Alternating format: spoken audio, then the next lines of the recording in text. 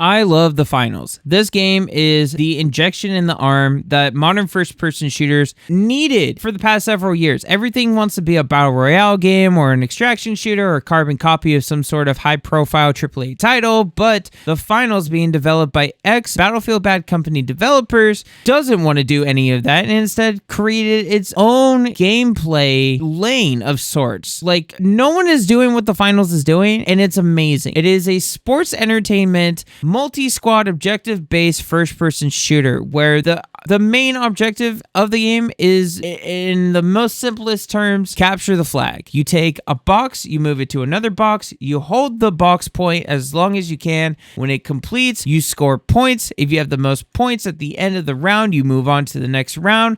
And if it's the final round, you win the entire match. It is so straightforward, but it is so fun because not only does this game have some solid gunplay about it where the rock, paper, scissors kind of formula between the three weight classes that are available to players work really well. But did I mention that this game is being made by Battlefield Bad Company developers? The level of destruction in this game eclipses Rainbow Six Siege and dwarfs Battlefield 2042 by, I don't know, like levels, multiple levels. I'm talking dozens, if not hundreds of levels. You can topple buildings, you can destroy foundations. Every square inch of the map is readily available to just be destroyed, and it's highly encouraged by the sports commentators that are in your ear, to the amount of tools that are given to you that can easily do the thing to destroy everything. You have grenades, rocket launchers, sledgehammers,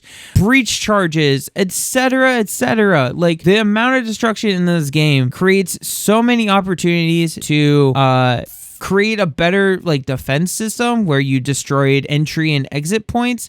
You have flanking options. You can straight up move the objective area itself. Like, imagine if you're playing Call of Duty and the hard point was movable because you were able to collapse the floor underneath and the hard point just fell down, right? Like, that would be insane. But that is a thing in the finals that you can do and is encouraged, and it's so fun, and the gunplay is amazing.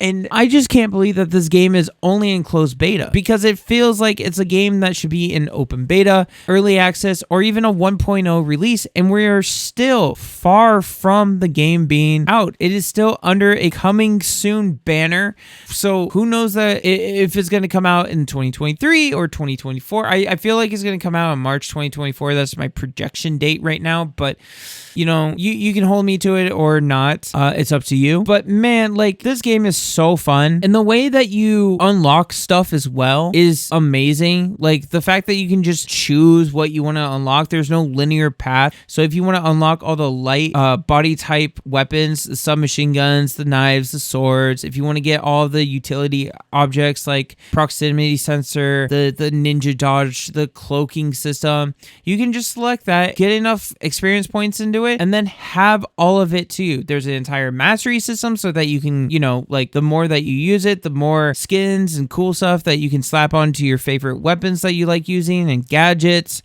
Like, the battle pass is sort of non-linear as well, where you gain a battle point system credit, whatever, and as long as you are up to the level, like level 8 or level 9 tier whatever, then you can spend points on the stuff that is within that track. And Halo Infinite did the same thing, so I wouldn't be surprised if the finals took another page out of Halo Infinite's book and allowed you to get legacy items in the future when the 1.0, the first season, comes out. So like, if you enter the game at like season 3, you can still go back to season 1's track, build that track up, and then unlock stuff from there. This game is so good. It is just built with like love and dedication to the genre, and I feel like this is a game that is coming out at a time where we needed something like this. This is a game that, like, like players deserve after slogging through this genre for years now. Like there hasn't been anything that has kind of like challenged the genre in the way that the finals is trying to. It is filled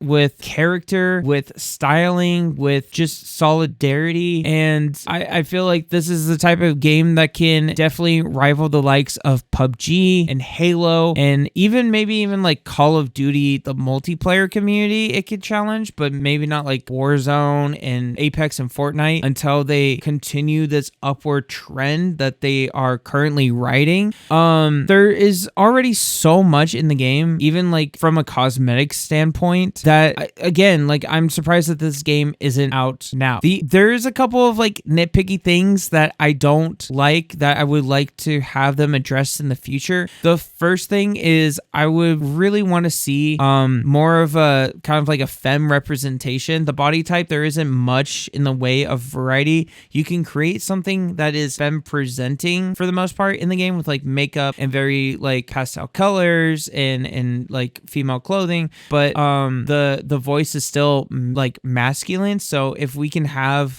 voice packs in the future that are more femme presenting or androgynous, that would be awesome. I'm pretty sure that they'll add that in the future. Again, this is just like closed beta 2, my observations through the time that I've played it. The second thing is that I think movement needs to be fine-tuned a little bit once they perfect their gunplay and their destructibility. I think that they're at like the tail end at that point.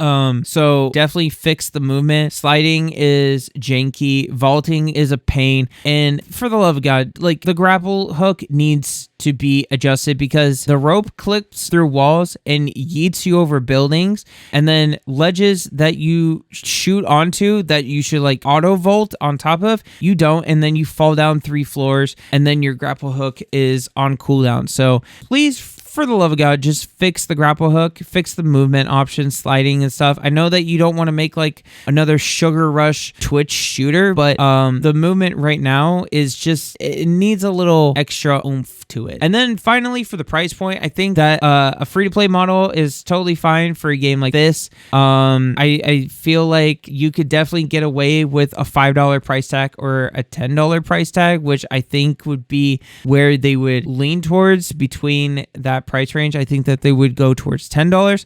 But if you release this game at like $20 plus, you're shooting yourself in the foot. You're basically ending the race before it began, because $20 plus with a unique gameplay experience such as the finals is such a tough sell to the vast populace, and I would really want this game to survive. I want this game to be a game that you see for years on end. I want to see it almost at the same level as like a League of Legends or even a Fortnite, where it's just it's got its community. Maybe it's not uber popular like League of Legends and Fortnite, but it has its community, it has constant content updates, and they do the season, they do the holiday special, whatever. And I think like this is definitely a game that like many developers and publishers, the gaming industry as a whole, would want to have in their pocket in the future. Like if this game came to like, I think it's going to be on consoles also, but if they introduce like crossplay, if they got a major publisher behind it, and then like a huge injection of money and just continue to work at the game at the pace that they want to, rather than at the pace of like what the publisher wants, and then it becomes like a downward spiral into obscurity and what could have been. I feel like this is definitely a game that could spawn out a franchise and something that the developers themselves can definitely just, I don't want to say like coast off of, but this is the horse I would bet on in the modern first-person shooter genre. Like the breadth, the amount of stuff you can do with the finals, if it continues, it's unlimited. Like this game is amazing. I highly suggest trying to get into the second closed beta. It ends June 21st, 2023, and we don't have a release date yet. So if you can get your hands on it, please go play this game. It is amazing. You won't be disappointed.